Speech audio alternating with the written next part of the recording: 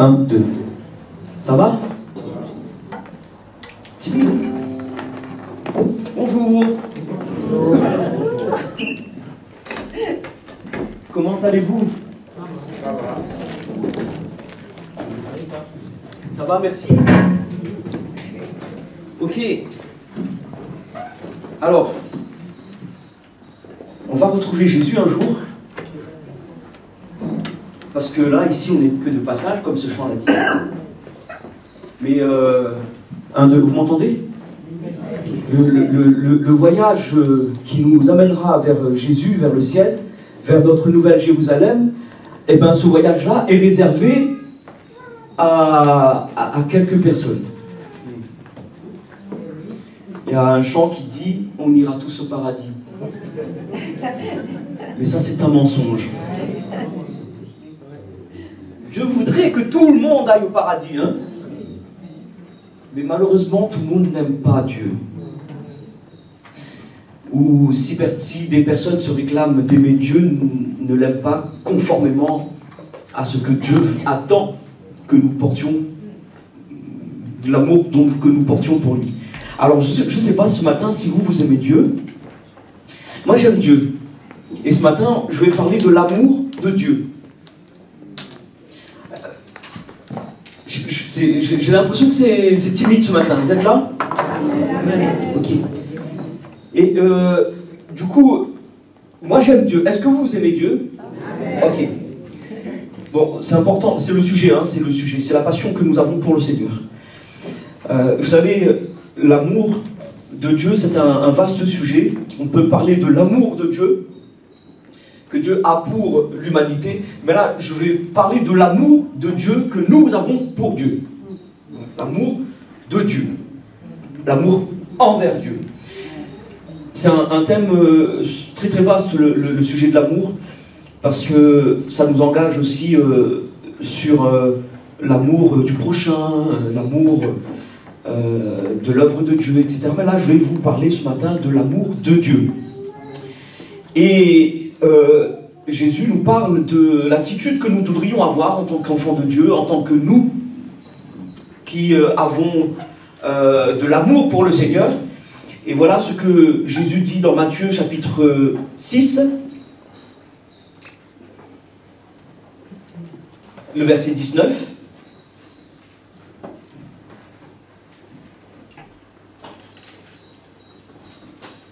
Je vous laisse chercher, scroller, feuilleter ou écouter. Alors je répète, Matthieu chapitre 6, verset 19. Et c'est Jésus qui parle, c'est Matthieu qui le retranscrit. Il dit « Ne vous amassez pas des trésors sur la terre, où la teigne et la rouille détruisent, et où les voleurs percent et dérobent. Mais amassez-vous des trésors où? Dans notre nouvelle Jérusalem, dans le ciel, où la teigne et la rouille ne détruisent point, et où les voleurs ne percent ni ne dérobent. » Et Jésus continue en disant « Car là où est ton trésor, là aussi sera ton cœur. » Autrement dit, là où tu engages tes recherches, ta passion, ce qui a de la valeur pour toi, eh bien c'est là aussi où se trouve ton cœur. C'est ce que ce texte veut dire. On pourrait poursuivre toujours dans Matthieu chapitre 6, verset 33, mais cette référence, on la trouve également dans Luc chapitre 12, cette fois-ci verset 31. Jésus dit « Cherchez plutôt le royaume de Dieu. Et toutes choses vous seront données par-dessus. Ne crains point, petit troupeau, car votre Père a trouvé bon de vous donner le royaume. » Et j'ai trouvé intéressant ce que Luc a saisi, parce que vous savez, les évangiles retracent la vie, les propos de Jésus, et chacun le retranscrit selon son point de vue. D'accord? Il y a un point de vue. Moi, je vois cette main-là de ce côté-là. Et mon frère Christophe, c'est ça? Mon frère Christophe, il voit ma main de ce côté-là. Donc il a un point de vue différent, mais c'est la même chose. Et en fait, ce que moi je vais dire de cet objet, eh ben lui va le dire également de cet objet, et ça va se compléter. Et voilà que Luc, il apporte un petit complément. Peut-être que Matthieu n'avait pas saisi ça, parce que vous savez, quand on écoute la parole de Dieu, hein, on ne peut pas tout saisir. C'est pour ça que c'est bon de ruminer la parole de Dieu, comme nous le dit notre frère Willy. Ruminer comme les brebis, qui sont aussi des ruminants. Et donc, j'ai trouvé intéressant ce que Luc dit. « Ne crains point, petit troupeau, car votre Père a trouvé bon de vous donner le royaume. » Et vous savez, quand Dieu nous donne le royaume, c'est la bénédiction qu'il nous donne. Mais cette bénédiction que Dieu veut nous donner, eh ben, ça doit être, c'est conditionné. C'est-à-dire que moi, si je ne m'intéresse pas à Dieu, eh ben, je ne peux pas recevoir la bénédiction que Dieu voudrait me donner. Je ne dis pas que je ne serai pas béni, mais je louperai un certain nombre de bénédictions. Mais si mon cœur est engagé dans un amour profond pour le Seigneur, je suis à la recherche de Dieu, je suis à la recherche des choses qui le concernent, je manifeste mon amour pour Dieu, alors de cet amour-là, eh ben, va en découler de grandes bénédictions. Et c'est le titre que je pourrais donner à mon message ce matin, une passion qui produit la bénédiction. Un amour pour Dieu qui produit, qui amène à la bénédiction. Et comme je le disais, si on n'aime pas le Seigneur, en tout cas si on n'aime pas, comme la parole le dit, de tout son cœur, de toute sa force, de toute sa pensée, eh bien, je suis convaincu que malheureusement nous manquerons un certain nombre de bénédictions. Dans ce texte que nous avons lu, Jésus nous demande de rechercher d'abord les choses de Dieu. C'est ce qu'on a lu, hein, chercher premièrement le royaume de Dieu. Et d'ailleurs, Jésus dit, ne vous amassez pas des trésors là, ici-bas, sur cette terre, mais amassez-vous des trésors qui se trouvent dans le ciel.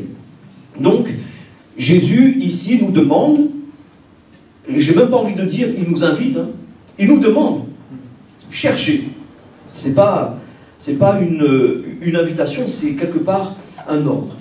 Cherchez, c'est un impératif. Cherchez plutôt le royaume de Dieu, et c'est ce que Jésus nous demande. Cherchez d'abord les choses de Dieu, Dieu lui-même, sa justice.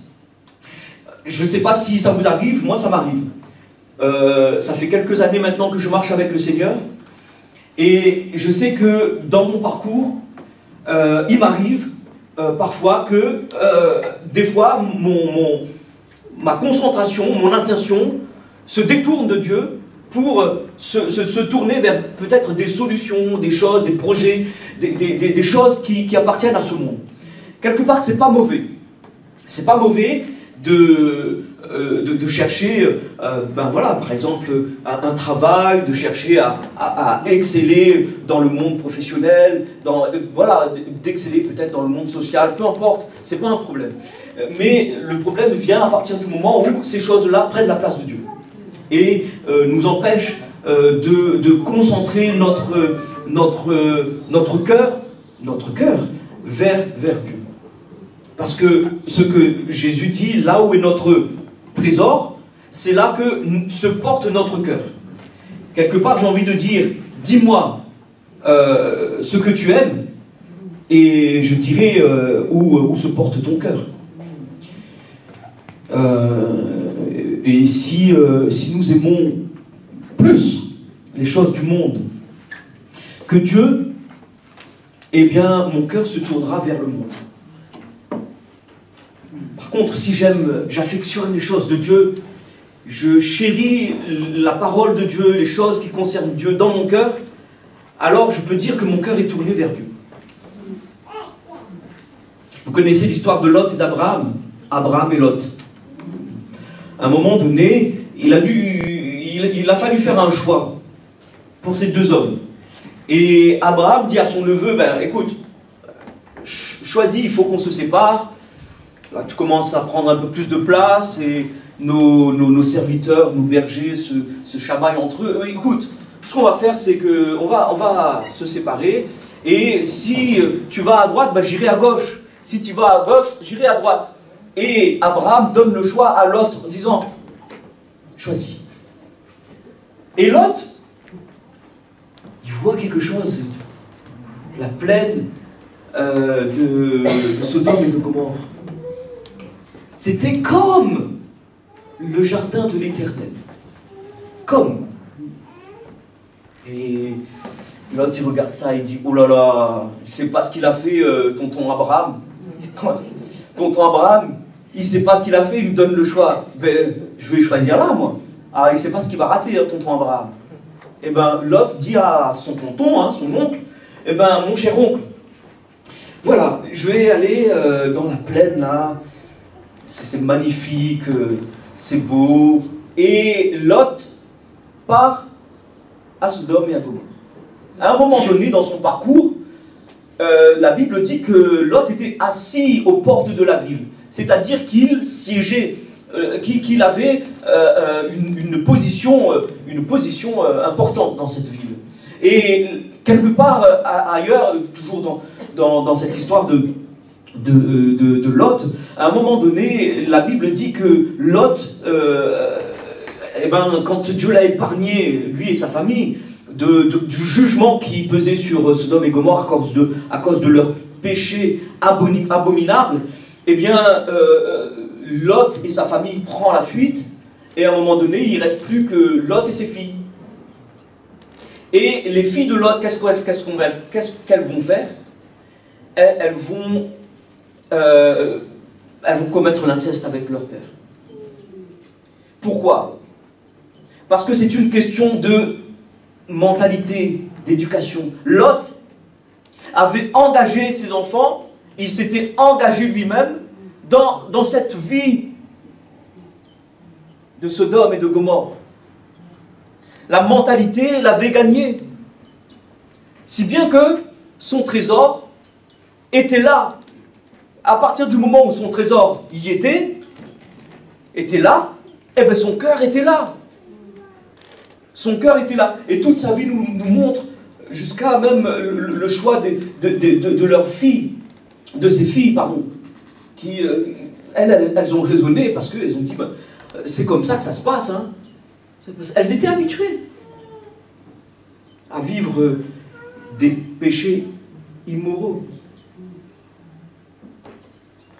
Et pourquoi? Parce que là où était leur trésor, là aussi était leur cœur.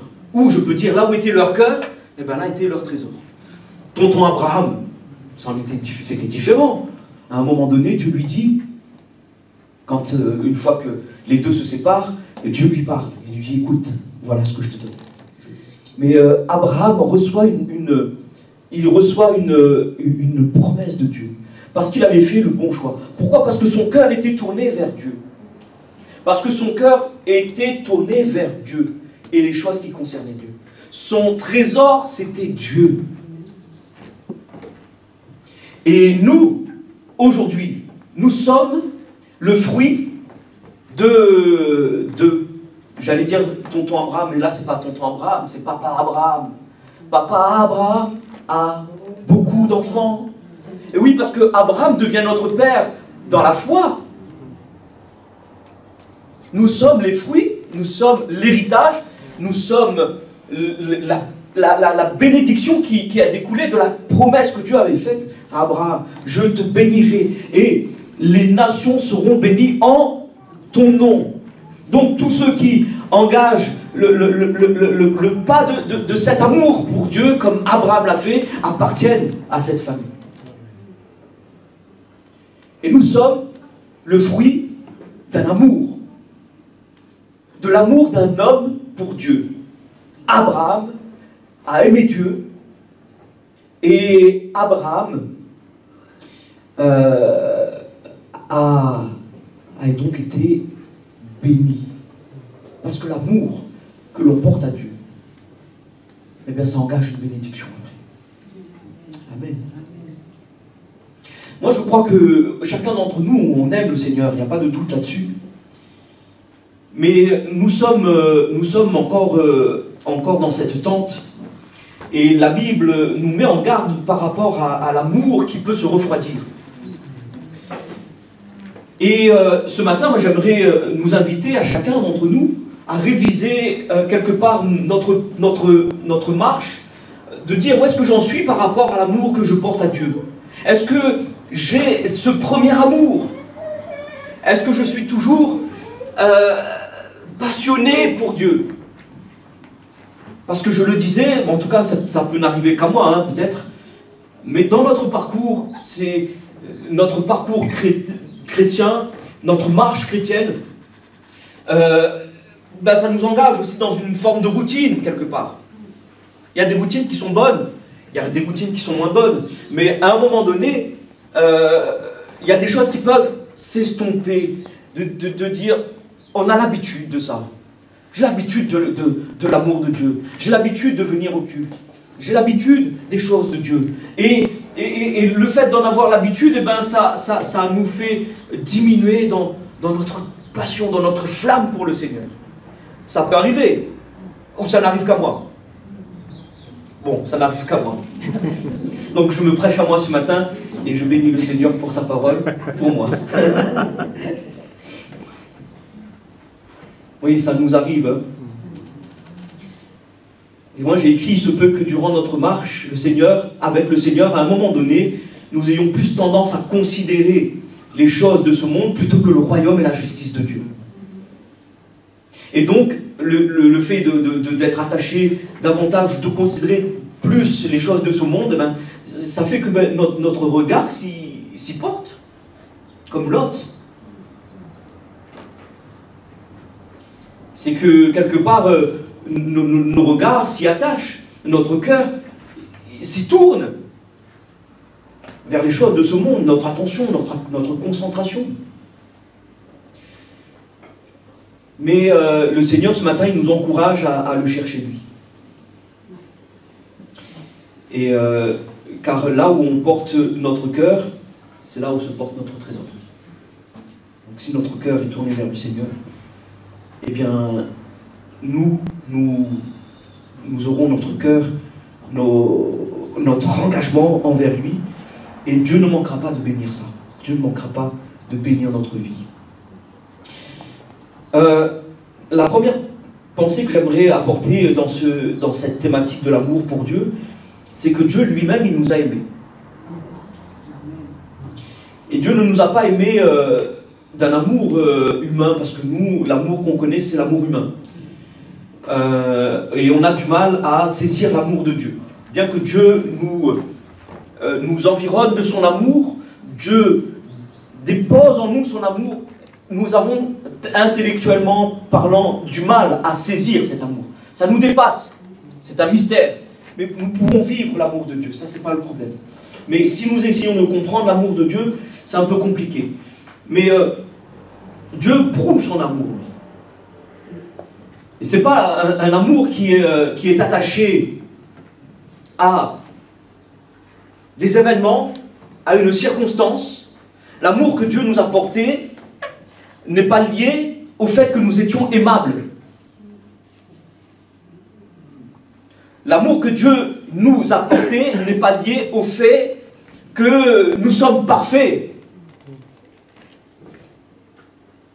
L'amour que Dieu nous porte est lié à sa nature. La Bible dit que Dieu est amour.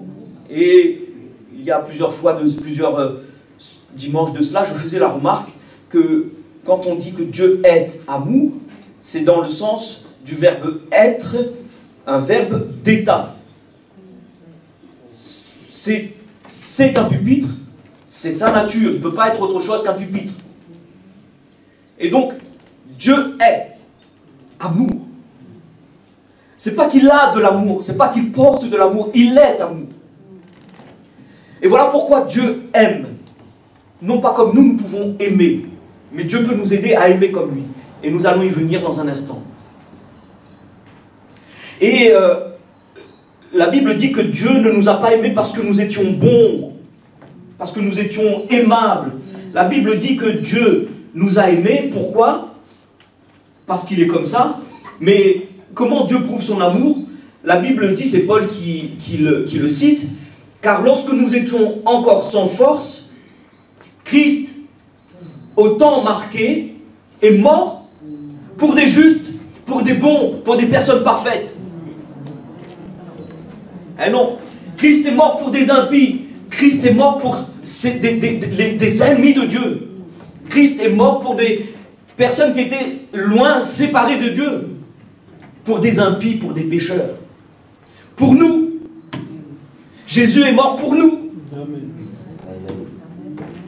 Et en cela, Dieu prouve son amour. Et cet amour n'est pas lié, encore une fois, au fait que nous sommes parfaits. Jésus dit, hein, qu'est-ce qu'il y a d'extraordinaire d'aimer les gens qui nous entourent?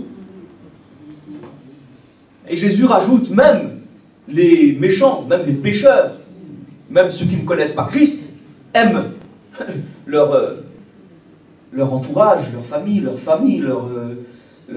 enfants, leurs femmes, leurs époux. Et Jésus nous donne encore une suite à cette pensée. Il dit, mais qu'est-ce que vous faites d'extraordinaire? Vous serez réellement reconnu enfant de Dieu à partir du moment où vous vous aimez. Un point, c'est tout. Pas si, à partir du moment où si vous aimez vos proches, ou si vous vous aimez. Si vous aimez. Et Jésus rajoute, aimez vos ennemis.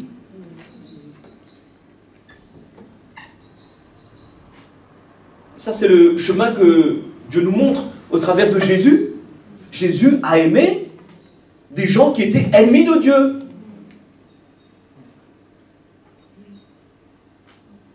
Il t'a aimé alors que tu étais loin de lui. Il m'a aimé alors que j'étais loin de lui. Quel amour! Quel amour! Quel amour!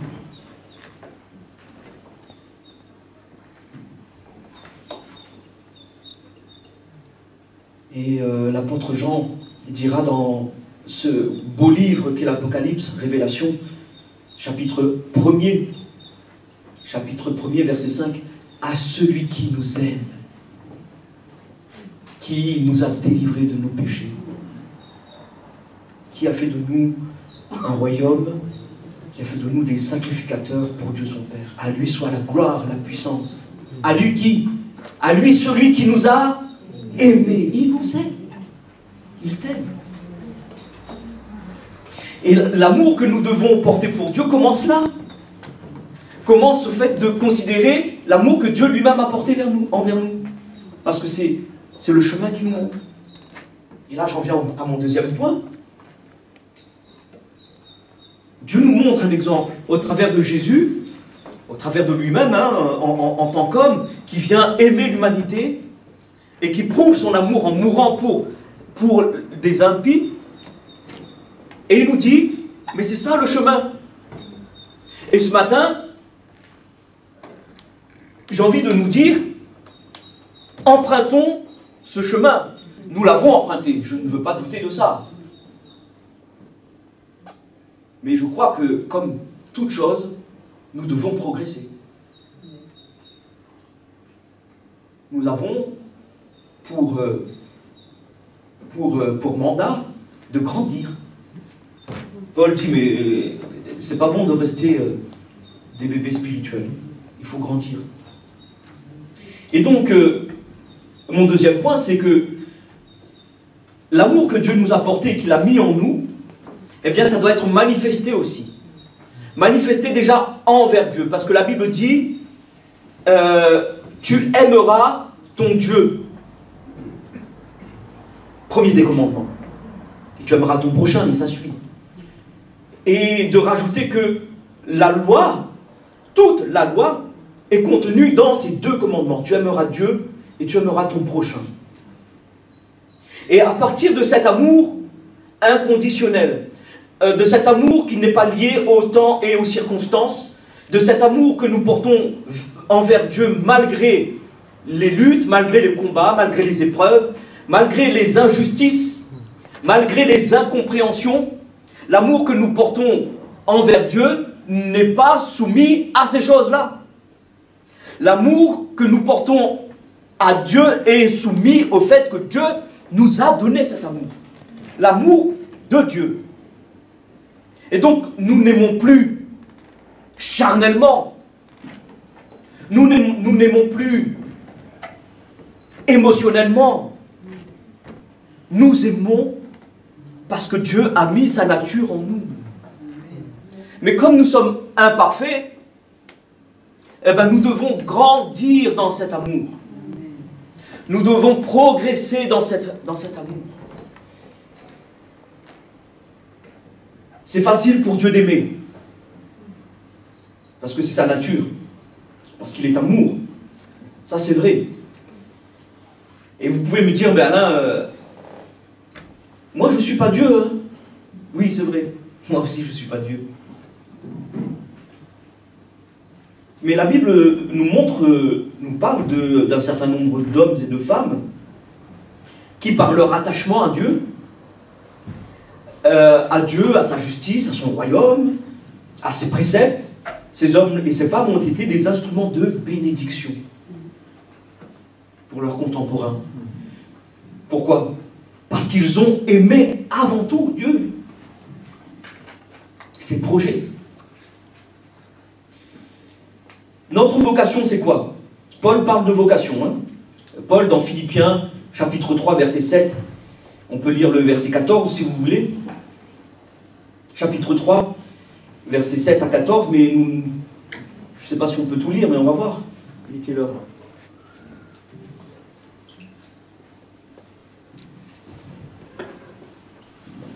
Ok. Philippiens, chapitre 3, verset 7.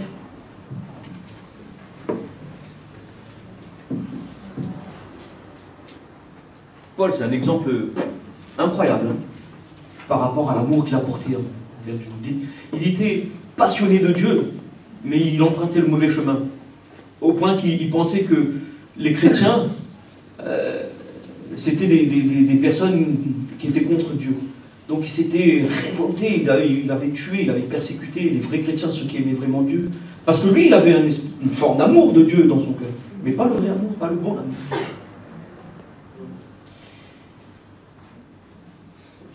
Et puis à un moment donné, Jésus le rencontre sur ce chemin de Damas. Jésus le rencontre. Et j'ai envie de dire, c'est l'amour de Jésus qui vient le rencontrer. Qui vient le toucher. Qui vient le saisir. Au point qu'il va toujours aimer Dieu, passionnément. Mais cette fois-ci, il va le prouver d'une autre manière. Il va aimer de la bonne manière. Et Paul, il dit ceci.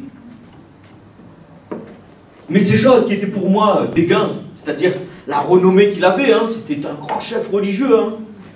Il avait l'aval des autorités religieuses et politiques. Ces choses qui étaient pour moi des gains, je les ai regardées comme une perte à cause de Christ. Et même, je regarde toutes ces choses comme une perte à cause de l'excellence de la connaissance de Jésus, Jésus-Christ, mon Seigneur, pour lequel j'ai renoncé à tout. N'est-il pas en train là de dire tout l'amour qu'il a pour Dieu? J'ai renoncé à tout. Je les ai regardés comme la boue, comme de la boue, afin de gagner Christ.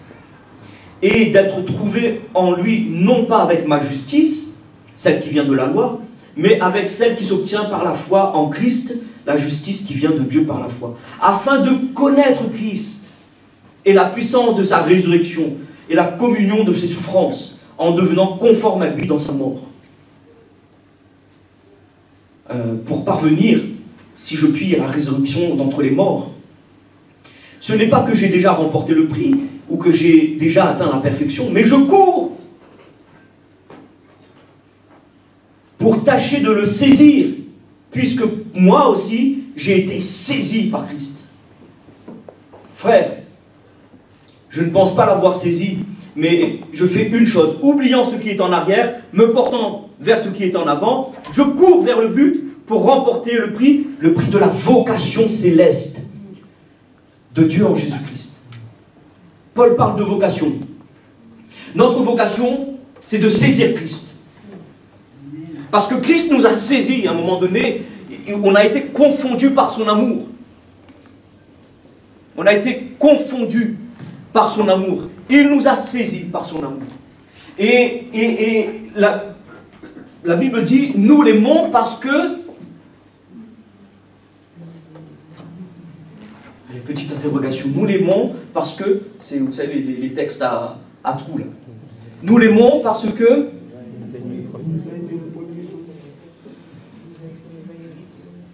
Parce qu'il nous a aimés le premier. Il m'a saisi. Il m'a aimé. Eh bien moi je vais faire comme Paul en retour. Je veux le saisir. Je veux l'aimer. Et Paul dit, je ne pense pas avoir atteint le but. Donc c'est pour ça que je cours en avant. Je n'ai pas atteint la perfection. Je cours. Et une de notre responsabilité dans cette vocation de saisir Christ, eh ben, c'est de grandir dans l'amour de Dieu. Grandir dans l'amour de Dieu.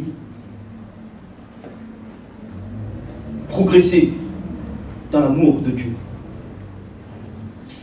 Paul, cet homme dont on a fait le récit, là, à l'instant, il parle aux Corinthiens, et il dit, de même que vous excellez en toutes choses, en foi, en parole, en connaissance, en zèle, à tous égards, et dans votre amour pour nous, en sorte d'exceller aussi dans cette œuvre de bienfaisance. Paul est en train d'encourager l'église de Corinthe. Et il dit dans 2 Corinthiens, si vous voulez prendre de notes, chapitre 8 et verset 7, il dit, mais je sais que vous aimez Dieu. C'est ça qu'il est en train de dire. Je sais que vous aimez Dieu. Et par ailleurs, l'auteur de l'épître aux Hébreux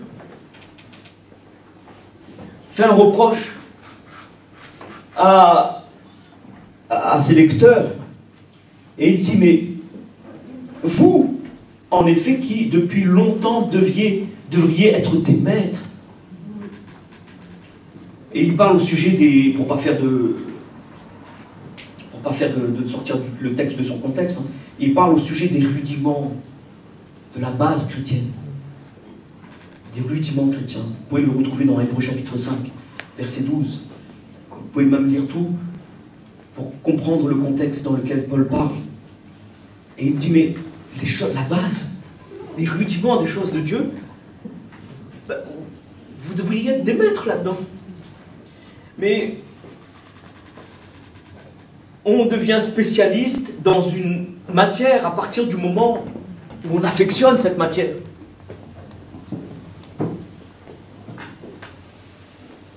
Je ne sais pas si vous avez eu des profs qui vous ont donné envie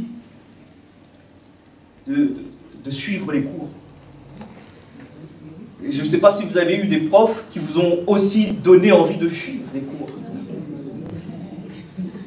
Je me rappelle, hein, je n'aimais pas l'espagnol. Alors pas du tout, pas du tout. Première année, oh là là, je ne comprenais rien. Et puis la deuxième année, je change de prof. Et ben, j'ai commencé à aimer l'espagnol. Et même à devenir bon en espagnol. Bon, ça c'était à l'époque. On ne demandait pas de parler espagnol. Hein.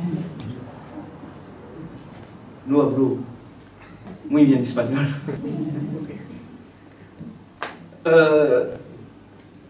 Mais ça, cet amour, cette affection, l'est en fonction des circonstances, des événements. Mais l'amour que Dieu met dans notre cœur n'est pas lié au fait que le prof soit bien, le prof soit pas bien. Ah, j'aime le Seigneur parce que l'église dans laquelle je suis, Elle est magnifique, elle met plein de choses en place, il y a plein d'activités, et j'aime le Seigneur parce que les frères et les sœurs dans l'église, ils sont bienveillants, ils sont bons. J'aime l'église parce que le pasteur, c'est un super pasteur. J'aime l'église parce que j'ai des amis dans l'église. J'aime l'église parce que...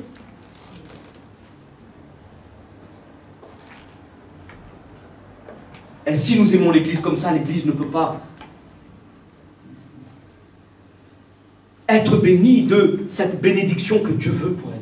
Je ne dis pas que l'église n'est pas bénie. Ça appartient au Seigneur. C'est son église et il la bénira toujours.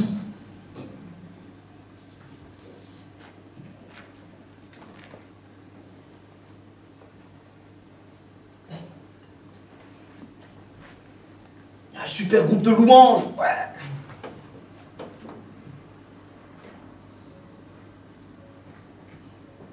L'amour que nous portons envers Dieu et son œuvre, c'est-à-dire aussi l'Église, parce que l'Église, c'est l'œuvre de Christ. C'est le corps de Christ. N'est pas lié aux circonstances et aux événements qui s'y rattachent, à l'environnement. Mais c'est lié parce que nous aimons Dieu. Et Dieu ne manquera pas de nous bénir. Il bénira l'Église, certes, mais il bénira chaque vie individuellement, chaque famille. Parce que dans l'Église, il y a des hommes et des femmes qui aiment la parole de Dieu. Paul, quand il parle... Non, il faut que j'arrête avec Paul, là, parce que je dis tout le temps pour l'Épître aux Hébreux, c'est Paul, mais c'est pas Paul. Hein, on ne sait pas. On ne sait pas qui c'est. Mais l'auteur de l'Épître aux Hébreux, qui fait ce reproche, ce n'est pas pour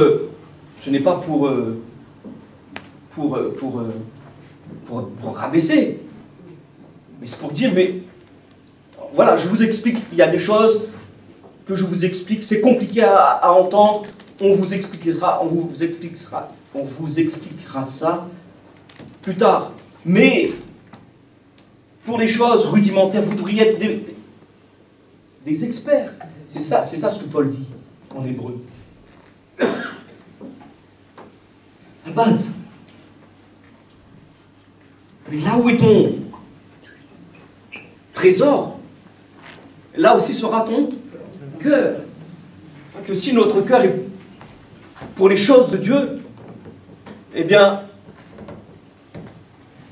je ne sais pas comment exprimer ça, mais vous savez, quand vous aimez, quand vous avez la passion de Dieu, vous prenez la Bible de A à Z, vous la lisez. Je ne sais pas si vous avez entendu des témoignages de personnes qui, au moment où ils se convertissent, ils lisent la Bible, mais d'une traite, ils avalent, ils aiment la parole de Dieu, il y a un amour pour Dieu, pour les choses de Dieu, pour sa parole. Et il y a des personnes qui gagnent en progrès spirituel. Ce n'est pas par rapport à l'âge, mais qui gagnent en progrès spirituel, c'est par rapport à leur amour qu'ils portent envers Dieu. Et quand tu aimes Dieu, eh ben, tu vas forcément t'attacher aux choses de Dieu, n'est-ce pas? Mais plus tu t'attaches aux choses de Dieu, plus Dieu te révèle des choses. Et plus Dieu te révèle des choses, moins tu as besoin de lait. Moins tu as besoin de viande. Je veux dire, le fondement, les rudiments, la base, elle est posée. Il faut toujours entretenir la base. Hein. Ça, c'est normal. Mais si on ne développe pas cet amour pour le Seigneur, eh ben, il y aura des choses même de la base, on sera toujours en train de travailler sur la base. On travaille toujours la base, on travaille toujours la base, on travaille toujours la base, on travaille toujours la base. Mais là où est ton trésor, là aussi sera ton cœur. Et une personne, un chrétien, dont la base est affermie, dont l'amour pour Dieu ne varie pas, c'est ça aussi être affermi. C'est pas, je veux pas faire ceci pour Dieu, je veux pas faire cela pour Dieu, parce que j'ai été déçu. Mais c'est qu'on n'a rien compris. Parce que l'amour que nous portons envers Dieu n'est pas lié à ça. La base est déjà posée. Et quand la base est posée, s'il y a un vent qui vient me contrarier, qui vient me déstabiliser, qui vient me décevoir, m'attrister, ben je reste là. Parce que j'aime pas Dieu parce qu'un tel m'a fait ceci, un tel m'a pas fait cela. J'aime Dieu parce qu'il m'a aimé le premier. Amen. Et voilà comment Dieu peut construire avec une personne. Voilà comment Dieu peut établir des projets avec une personne. Des projets de paix et non de malheur. Et des fois on dit, oui, on lit, le Seigneur a des projets de paix et non de malheur. Mais c'est vrai. Mais les projets, parfois, il y a des projets malheureux. Pourquoi? Parce qu'on est toujours en train de chipoter avec Dieu ou avec soi-même ou avec peu importe, mais on est toujours en train de... Et du coup, quand on n'est pas posé, ben Dieu, il voudrait nous parler, mais si à un moment donné on est là, mais Dieu nous parle ici, ben après il vient là, il vient nous parler, moi non, on vient là, ben comment Dieu, c'est pas à nous de suivre, c'est pas à Dieu de nous suivre, c'est à nous de suivre Dieu. Et si j'aime Dieu et que cet amour que j'ai pour Dieu est stable, alors Dieu pourra construire avec moi. Il pourra construire avec toi. Et c'est comme ça que ta vie sera bénie. Mais ta vie ne sera pas simplement bénie pour toi. Ta vie sera une source de bénédiction. Amen. Amen.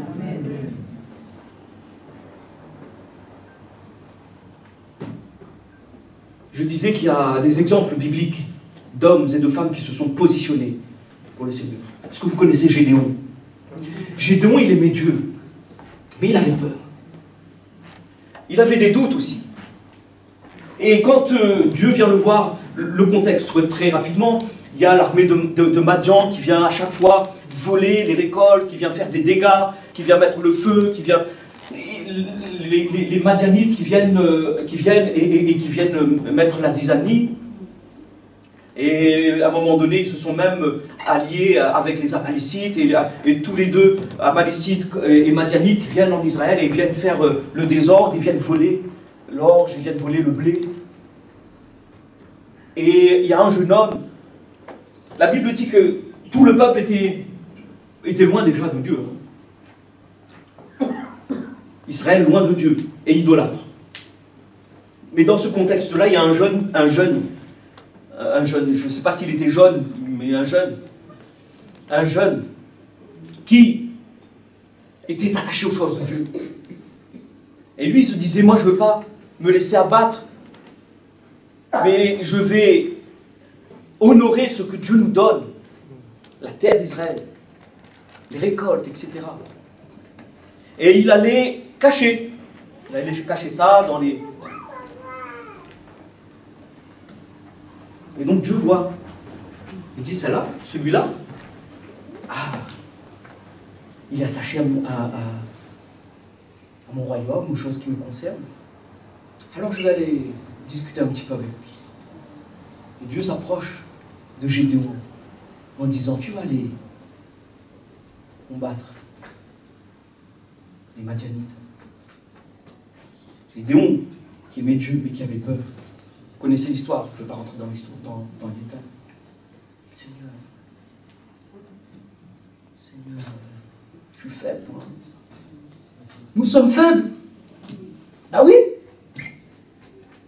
Dieu n'est pas venu te dire, tu es fort, alors je te choisis. Dieu te dit, je te choisis.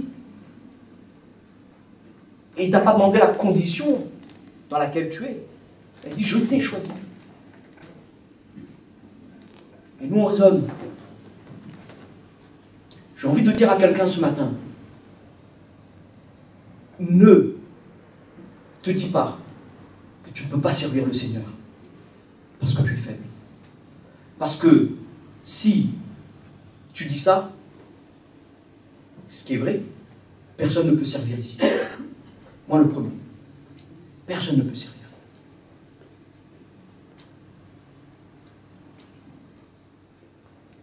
personne ne peut servir. Et si nous servons, c'est parce que Dieu nous a choisis.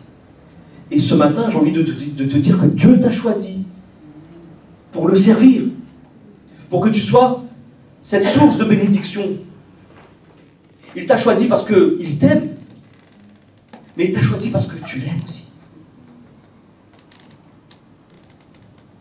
Pas parce que tu es le plus fort, mais parce que tu l'aimes. Et même si c'est un amour imparfait, parce que nous sommes encore dans cette chair, Dieu sait que tu l'aimes. Et le fait d'entrer, de porter ton cœur pour les choses de Dieu, de t'y attacher, ben, le Seigneur va te choisir. Pas pour toi seulement, mais pour que tu sois une source de bénédiction. Un faible jeune homme, et puis à un moment donné, une faible armée, 300 hommes. Dieu dit, débarrasse là, parce que il y a trop. Ils finissent par arriver à 300 hommes, face à une armée aguerrie, quoi, hein. Une armée bien entraînée. Là, ils se retrouvent à 300.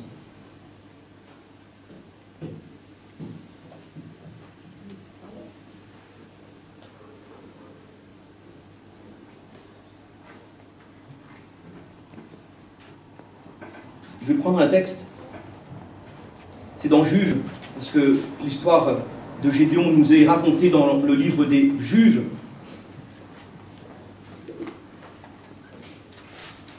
Le chapitre 6.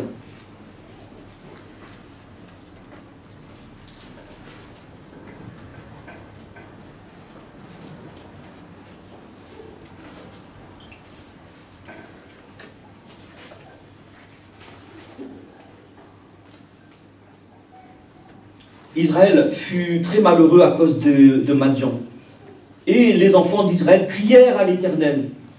Lorsque les enfants d'Israël crièrent à l'Éternel au sujet de Madian, l'Éternel envoya un prophète aux enfants d'Israël. Et il leur dit, ainsi parle l'Éternel, le Dieu d'Israël, je vous ai fait monter d'Égypte, et je vous ai fait sortir de la maison de servitude.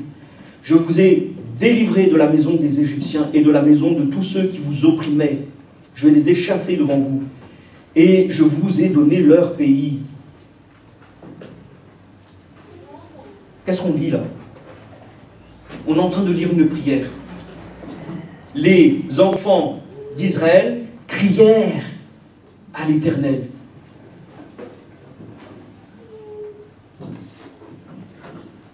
Ils étaient loin de Dieu, leur cœur était éloigné de Dieu. Et à un moment donné, ils portent leur cœur vers Dieu. Ils portent leur amour vers Dieu. Ils crient à Dieu. Quand tu aimes Dieu, tu pries. Amen.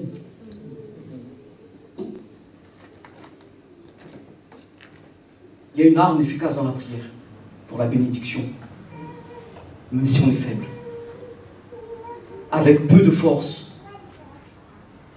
Dieu bénit. Avec peu de force, Dieu bénit. Avec peu de ressources, Dieu bénit. Ça, c'est l'histoire du petit garçon avec les 5 pains et les 2 poissons. Peu de ressources, Dieu bénit. Un petit garçon disponible. Un homme de Dieu, Jésus, un homme. Homme, Dieu, à la fois. Mais Jésus, qui vient manifester l'amour de Dieu, qui vient montrer son amour.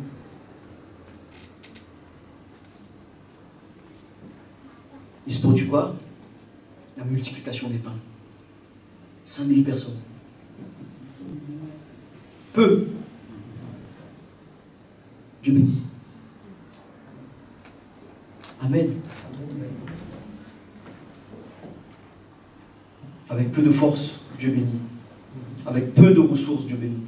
Avec peu de personnes, Dieu bénit.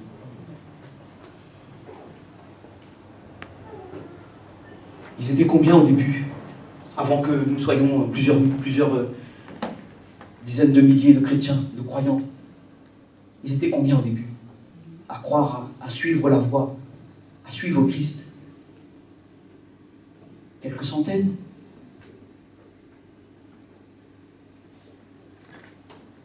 Et puis Pierre, il faut que j'arrête avec Paul.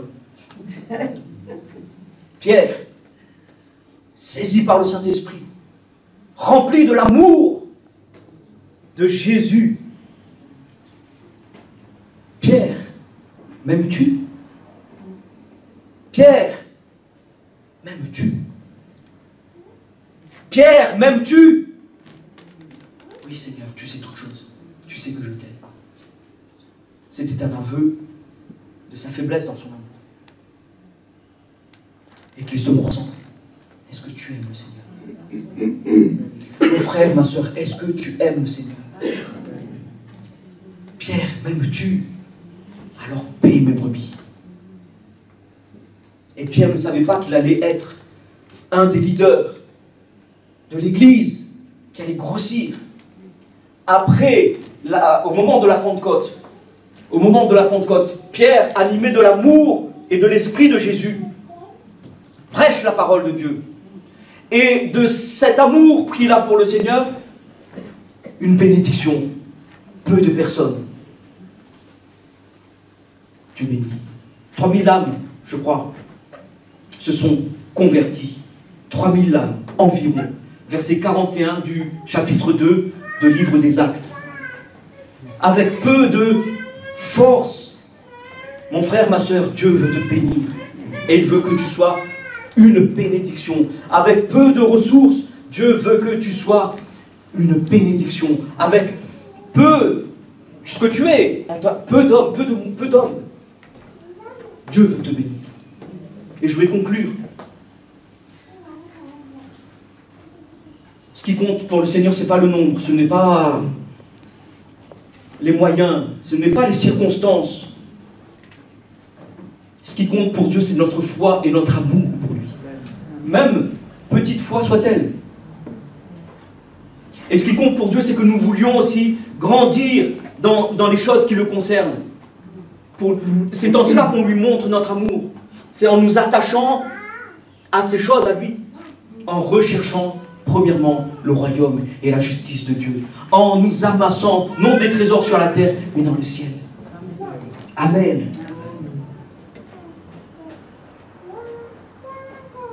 Ce qui compte pour Dieu, ce sont des cœurs disponibles, des cœurs passionnés. Ce qui compte, en deux mots, notre amour pour le Seigneur, pour lui, pour son œuvre.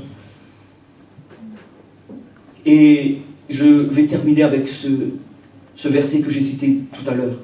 1 Jean chapitre 4, verset 19. Pour nous l'aimons, car il nous a aimés le premier. Amen. Et nous ne voulons pas rester sur nos acquis, mais nous voulons progresser dans cet amour.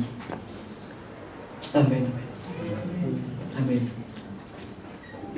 Amen. Seigneur, merci pour ta parole. Bénis-la dans nos cœurs. Et viens par ton Saint-Esprit déverser l'amour, ton amour, l'amour de Dieu dans nos vies, l'amour que nous devons porter au Seigneur, mais aussi pour les choses qui concernent son royaume, l'amour pour nos frères, pour nos sœurs, pour les âmes perdues.